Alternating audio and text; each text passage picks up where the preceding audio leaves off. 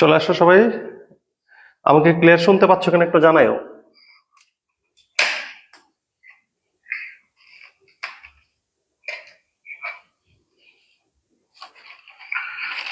চলে আসো সবাই। আমাকে ক্লিয়ার শুনতে পাচ্ছ কিনা একটু জানাইও।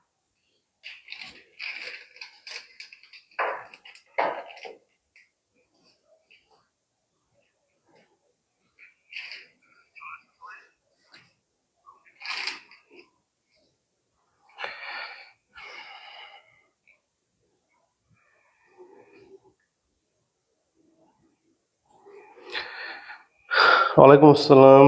জান্নাতুন আসছো, নাদিয়া, ইমন আসছো, সাদিয়া। আচ্ছা, মোটামুটি বেশ কয়েকজন আসছো। আমাকে ক্লিয়ার শুনতে পাচ্ছ কিনা একটু বলো তো।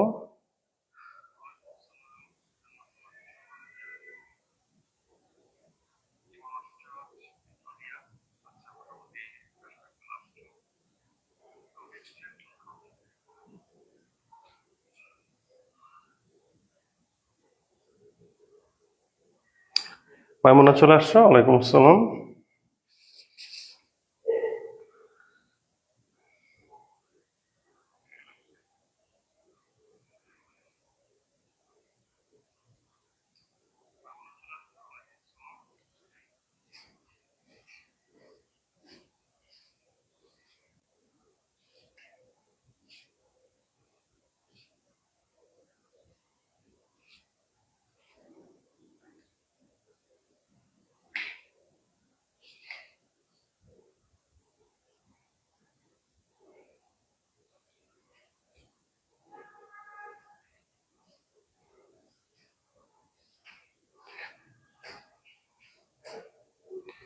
আচ্ছা, একটু একটু অন্ধকার হলে সমস্যা নাই, ওই লাইটটা খুব ঝামেলা আছে, টিউব লাইটটা।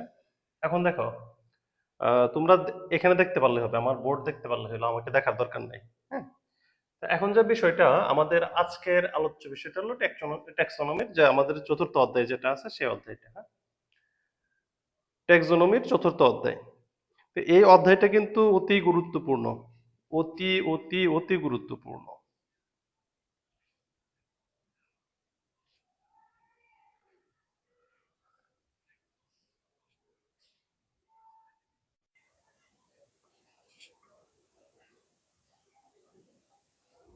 না, ঝামেলা করতেছে আজকে, লাইটিং এ একটু ঝামেলা হচ্ছে।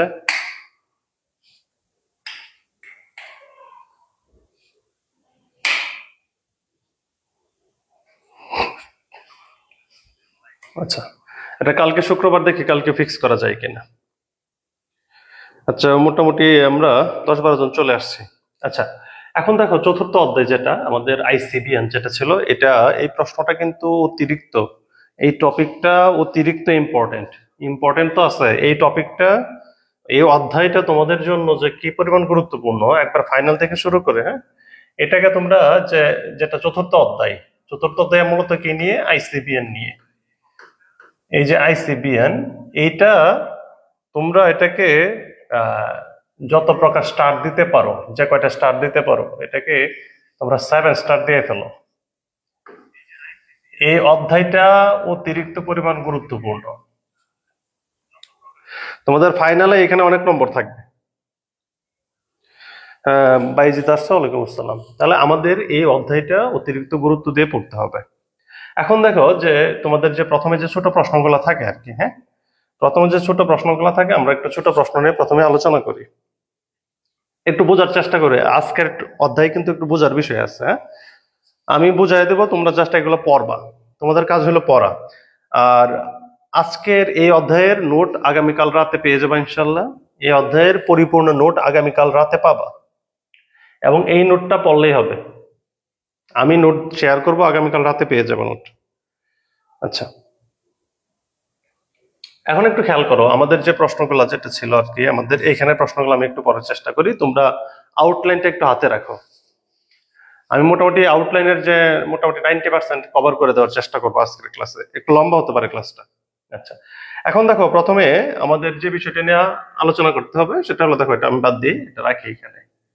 আচ্ছা, এখন দেখো এখানে যে জিনিসটা, যে বলছে প্রথম আন্তর্জাতিক উদ্ভিদ বিজ্ঞান সম্মেলন কত সালে এবং কোথায় অনুষ্ঠিত হয়। এটা একবারে জাস্ট মুখস্থ, তার কোনো কিছু করার নাই। যে এটা হলো 1866 সালে ফ্রান্সের প্যারিসে, ওই যে প্যারিস কোড যখন হয়েছিল প্রথম আন্তর্জাতিক উদ্ভিদ বিজ্ঞান সম্মেলনে, প্যারিস কোড। তোমাদের একটা প্রশ্ন আছে, দেখো এটা কোথায় কিসে আসছে প্যারিস কোড? প্যারিস কোড খুব সম্ভবত আচ্ছা টিকা হিসেবে আসছে। দেখো খ বিভাগের টিকা 3 নম্বর টিকা প্যারিস কোড অনেকবার আসছে। তাহলে এই যে ফ্রান্সের প্যারিসে প্রথম আন্তর্জাতিক উদ্ভিদ বিজ্ঞান সম্মেলন হয় কত সালে?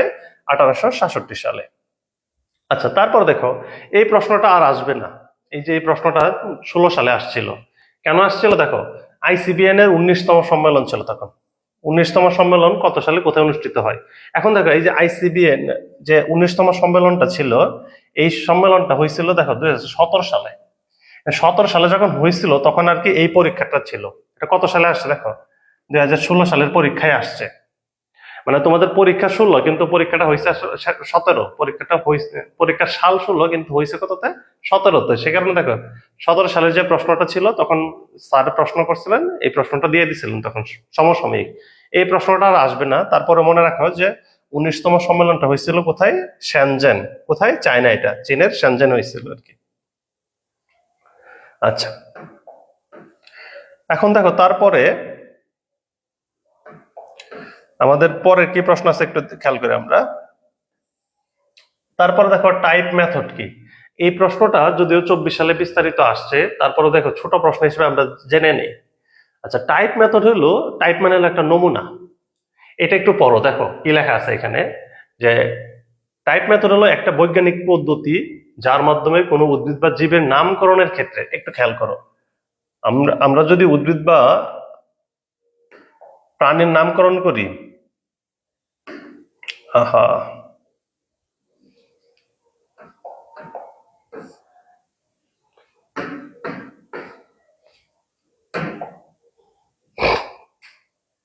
আচ্ছা এখন দেখো যে জিনিসটা, আমরা যদি উদ্ভিদ বা প্রাণীর নামকরণ করি, উদ্ভিদ বা প্রাণীর নামকরণ করি, তখন একটা নির্দিষ্ট নমুনা, এটা কিন্তু বাধ্যতামূলক। আমি যখন নামকরণ করব একটা উদ্ভিদের, যখন আমি নাম, নতুন একটা উদ্ভিদ পাইছি আমি, এই উদ্ভিদের যখন আমি নাম দেব তখন আমাকে কি করতে হবে? তখন আমাকে এই যে উদ্ভিদটা, এটার একটা হারবেরিয়াম করে এটাকে নমুনা হিসেবে রাখা লাগবে। উদ্ভিদ হারবেরিয়াম কি? হারবেরিয়াম শিটে দেখবে তোমরা, এরকম ধরো কোনো একটা উদ্ভিদের আমরা নমুনা রেখে রেখে দিলাম। এই যে নমুনাটা যে একটা প্রেস শুকায় রেখে দিলাম, এটাকে বলে হারবেরিয়াম। এরকম একটা নমুনা রাখতে হয়। এই যে নমুনাটা আমি যে শুকায় রাখলাম, যে এই উদ্ভিদের আমি নামকরণ করছি, এটার বর্ণনা দিছি, তখন এই যে নমুনাটা, এই নমুনাটা বা এই প্রতীকটাকে বলা হয় টাইপ। হ্যাঁ, এই যে টাইপ। এখন যে প্রক্রিয়ায় এই স্পেসিমেনটা, এই নমুনাটাকে একটা নির্দিষ্ট নামের জন্য সংরক্ষণ করা হয়, ওই পদ্ধতিটাকে বলা হবে টাইপ মেথড। আবার বলি তোমাকে, টাইপ হলো একটা নমুনা, একটা স্পেসিমেন। কিসের স্পেসিমেন? উদ্ভিদের স্পেসিমেন, উদ্ভিদের নমুনা। এই নমুনাটা কি করতে হয়? আমাকে সংরক্ষণ করতে হয়। কেন? যখন একটা উদ্ভিদের আমরা নামকরণ করতে যাই তখন এই উদ্ভিদের একটা বর্ণনা দিতে হয়, ল্যাটিন ভাষায় একটা বর্ণনা দিতে হয়। এই যে নামকরণের জন্য আমি যে নমুনাটা সিলেক্ট করব সেটাকে বলা হয় টাইপ, এবং যে পদ্ধতিতে সিলেক্ট করি সেটাকে বলা হয় টাইপ মেথড। সিম্পল একটা বিষয়। আচ্ছা এ সম্পর্কে বিস্তারিত আমরা পড়বো আবার। তারপরে দেখো যে যে পরের প্রশ্নটা দেখো একটু, আমাদের এখানে কি বলছে? সিনোনিম জিনিসটা কি? সিনোনিম আমরা জানি, সিনোনিম মানে কি? সিনোনিম মানে হলো যে সমার্থক শব্দ। আমরা পড়ি না, সিনোনিম মানে হলো সমার্থক শব্দ। দেখো আচ্ছা কারো কোনো প্রশ্ন থাকলে একটু এই ফাঁকে প্রশ্নটা করে নিও।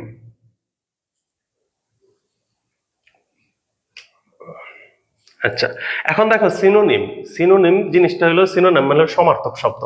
এখন একটা বিষয় দেখো, একই ট্যাক্সনের একাধিক বৈজ্ঞানিক নাম যদি থাকে, দেখো একটু খেয়াল করে দেখো, এই কথাটা ইম্পর্টেন্ট। একাধিক বৈজ্ঞানিক নামের মধ্যে কোনটা? একটা হলো গ্রহণযোগ্য। গ্রহণযোগ্য নাম ছাড়া অন্যান্য নামকে সিনোনিম বলা হয়। গ্রহণযোগ্য নাম কোনটা? গ্রহণযোগ্য নাম হলো যে তোমাদের এখানে দেখো একটা বৈধ প্রকাশনা বা ভ্যালিড পাবলিকেশন আছে। আইসিবিএন এর নীতিমালা অনুযায়ী যদি কোনো নামকরণ করা হয় তখন তাকে বলা হয় ভ্যালিড পাবলিকেশন, বা এটাকে বলা হয় বৈধ নাম। এখন ওই বৈধ নাম ছাড়া বাকি অন্য যে কোনো নাম, এগুলা হলো সিনোনিম। তেমন যেমন দেখো একটা উদাহরণ দেওয়া আছে, বৈধ নাম যে আইসিবিএন নীতিমালা অনুযায়ী নামকরণ করা হয়েছে, এটার নাম কি? সোলানাম টিউবরোজাম। এটা হলো গোল আলুর বৈজ্ঞানিক নাম, সোলানাম টিউবরোজাম। কিন্তু এই জিনিসটাকে, এই গোলালুর আগের বৈজ্ঞানিক নাম কি ছিল? সোলানাম এসকিউল্যান্টাম। দেখো, সোলানাম এসকিউল্যান্টাম। তাহলে দেখো, এইটা কিন্তু বৈধভাবে প্রকাশিত। তার মানে কি, এই নামটা হলো সর্বাধিক অ্যাকসেপ্টেড। কিন্তু এই নামটার যে আগের নাম ছিল সোলানাম এসকিউল্যান্টাম, এই নামটা হলো সিনোনিম। মানে এই নামটা আগে ডাকা হইতো, এই নামে আগে ডাকা হইতো। কিন্তু এখন দেখা যাচ্ছে যে আন্তর্জাতিক যে আইসিবিএন এর যে নীতিমালা আছে, সেই নীতিমালা অনুযায়ী এটাকে এই নামে ডাকা যায় না, এটাকে এই নামে ডাকতে হয়।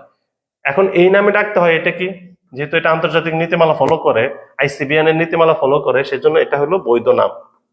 আর যেটা বৈধ না কিন্তু আগে এই নামে ডাকা হইতো, এটা হলো সিনোনিম বা সমার্থক নাম। আচ্ছা, তারপরের জিনিসটা দেখো যে, তারপরে হলো দেখো অথর সাইটেশন। একবারে সিম্পল একটা বিষয়, অথর সাইটেশন জিনিসটা। তা তুমি জানো অথর মানে হলো লেখক। অথর মানে হলো লেখক। এখন লেখক কি? লেখক মানে বিজ্ঞানী। কোন বিজ্ঞানী? যে বিজ্ঞানী একটা উদ্ভিদের বৈজ্ঞানিক নামকরণ করেন বা একটা প্রাণীর বৈজ্ঞানিক নামকরণ করেন, তাকেই লেখক বলা হয়। এখন এই সাইটেশন শব্দের অর্থ কি? সাইটেশন শব্দের অর্থ হলো রেফার করা বা উল্লেখ করা। এখন লেখকের নাম উল্লেখ করাকে আসলে অথর সাইটেশন বলে। আর একটু ক্লিয়ার করো, দেখো আহ আমরা জানি যে আমের বৈজ্ঞানিক নাম কি? ম্যানগিফেরা